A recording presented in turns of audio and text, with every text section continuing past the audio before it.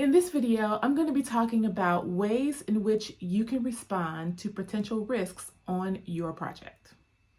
Hi, this is Latina, your project manager with Kinsman Point Consulting, and I help project managers build healthy relationships with their projects and their teams, and I also help businesses get their projects finished. Now, this particular subject was inspired by a post that I put on my Instagram account, and I'll put a photo of it here.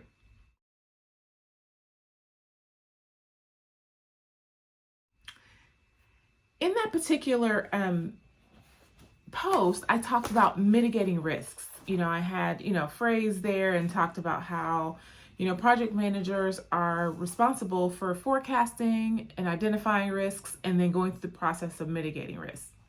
And I had a really cool comment by a follower that talked about, hey, there's several different ways you can respond to risks. Here they are. And, he's absolutely right. So shout out to that person for providing that information or engaging me in that post. And it's inspired me to talk a little bit about what those risk responses are, right? So let's get into it. I've got some notes in front of me so I don't miss anything. So when talking about risks are, risk management, I would say, is basically planning for the unknown, right? You have several ways in which you can respond to risks, and not all risks are negative. There are some positive risks as well. So let's talk about these risk responses, what they are, and how I'll try to give some examples in each case. So negative risks, let's go through that first. So ways in which you can respond to negative risks. One way to respond to a risk that you've identified that is negative is to avoid it, right? That's actually the most desirable, right? Nobody wants a risk. Nobody wants to experience a risk if they don't have to.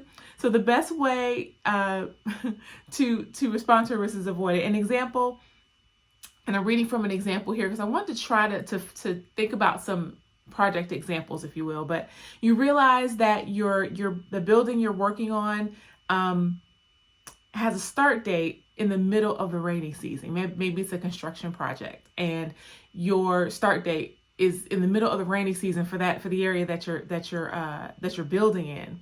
So to avoid that problem, you change your start date if that's available, right? So if you have the flexibility to do that, then you can do that. That's a way of avoiding the risk. You're going to move yourself out of that rainy season so that you're not having to deal with that, right? So one risk response is avoidance. Another risk response is mitigation. A lot of people say, that's probably one you hear a lot, or is a lot often. So mitigating is if you can't avoid the risk, what actions can you take to limit the damage from the risk if it occurs, right? So an example would be, a similar scenario about the start date, right? You can't change you can't change your start date. It's set in stone. It's a construction project, and you know that the weather is going to get a little dicey somewhere in this project, right? So what do? You may decide, in order to mitigate it, you organize your project or organize the tasks in your project so that you can get as much done when the weather is good. Maybe all the outside projects, all the outside part of the construction. And then when you do get to that point where you're going to have those weather issues, that you've got tasks that you can still do to keep your project moving forward. Okay, that's a mitigation plan, right? So you mitigate the risk. You lessen the blow of that particular risk when and if it arises. Okay. Another risk response for negative risks is to transfer the risk. Transfer typically deals with transferring the risk to someone or something else so that you don't experience it. A lot of times when you hear transferring a risk, that's like insurance. So if you know for a fact that, or not know for a fact, but if you suspect that you're going to have some sort of damage to your equipment or damage to your tools, or something's going to happen to where there's going to be damage involved, you might want to purchase insurance against those items so that when and if that occurs, you're not paying such a high cost for it. Okay, so you're transferring the risk to a third party in this case. So it's a transfer. Another way to respond to negative risk is to escalate. So in an escalation situation, the risk you're facing is out of your project scope. So, so you need another organization or another group to respond because the response is bigger than you. It's outside of your scope. So an example of that could be maybe there's a regulatory requirement that you found out that you must meet, but it affects more than just your project. Maybe it affects your entire organization, or maybe it touches other stakeholders outside of the project that you need to pull in some resources to get assistance with. So escalate is another form of risk response when you have those negative risks that come up. And then finally, for negative risk response, you can just accept it. Yeah, you're just going to accept it. None of the above is possible. You can't mitigate it. You can't avoid it. You can't transfer it. You can't escalate it.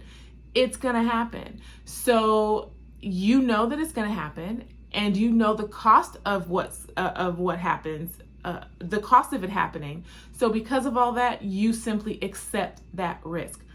That happens sometimes. You need to extend the date because you know this risk is happening. So you accept it. So those are some examples of some negative risk responses that go outside of just mitigation, right? So there's several ways in which you can respond to negative risk depending on what it is. Now, not all risk is negative. Like I mentioned before, there are some positive risks that you might want to take advantage of. So there's several different responses related to that. So let's talk about those. One response is to exploit the risk. Exploiting, you take advantage of the opportunity, and you take advantage of it by maybe allocating more resources or allocating additional monies in order to make the most out of that opportunity or out of that risk. So an example you would be adding more resources to a project because there's an incentive in completing a particular phase of the work sooner. So there's an incentive. So the risk is the additional resources. The risk is the additional monies that you're going to be incurring for that. But the risk, the reward outweighs it because getting it done sooner on the project is going to give you an incentive, when you're getting it done sooner. So you decide to exploit the risk by doing that. So another positive risk response is to share the risk. And what I mean by share is that you bring in another company or group to share the benefit of the positive risk if you can't take advantage of it alone.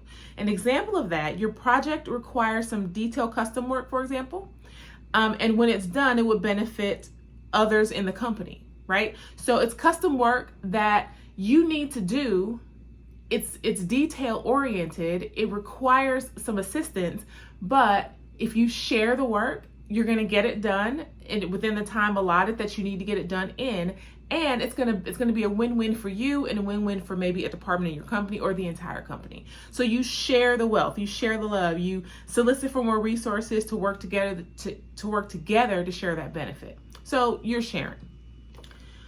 Another positive risk response is to enhance the risk, encouraging the risk to occur by prompting it on. Okay. So an example of that, and I gave an example here. Let's say that within your project or within your scope, maybe you're a photographer, right? And you have an opportunity to take a picture of maybe some rare event or some rare bird, or let's say it's a rare bird, right? And that bird is prevalent in a particular part of the world, right? And so you want to actually enhance being able to get the benefit of taking a picture of this bird. So what do? You prompt it. You say, okay, what can I do to get this bird to come into my presence so I can take its picture? So you decide to maybe buy some special seeds or have a special setup in the area where this bird lives, in that bird's habitat, in order to bring that to you so you can take this photo, because you know this photo, if you get the picture of this rare bird, it's going to earn you some money, right? It's going to maybe put your name on the map as a photographer. So you decide to enhance that risk. You're going to incur the cost in order to bring that, in order to enhance that possibility, enhance that opportunity. And then finally, similar to a negative risk response of acceptance, you can also accept a positive risk too. You're just going to let the risk happen. You're just going to brace for it. You identify that this is a positive event or something that falls in your lap that is like a benefit that you weren't expecting. You're going to let that happen. You're not going to stop it. You're not going to enhance it. You're just going to let it happen. Okay. So those are just a few different ways in which you can respond to risk. And I gave them names. They have formal names, but you probably have done this already in your projects potentially, and without naming it. You've shared the risk in a situation where it's going to be a benefit to all. You've done risk avoidance, right? Because you found a way to avoid that potential risk. All right. So I hope this was helpful. Let me know in the comments how you have responded to risks, or some types of risk responses that you have employed, and how that's worked out for you. Okay. Again, this is Latina, your project manager with Kinsman Point Consulting, and I help project managers build healthy relationships with their projects and their teams, and I also help businesses get their projects finished. Please, I am, as I've said before, I am looking to build a community of project managers who want to engage in dialogue. So if this content has been helpful, please like, comment, share, subscribe, and please hit the notification bell so you can get future notifications on videos that I put out. All right? Thanks. Bye.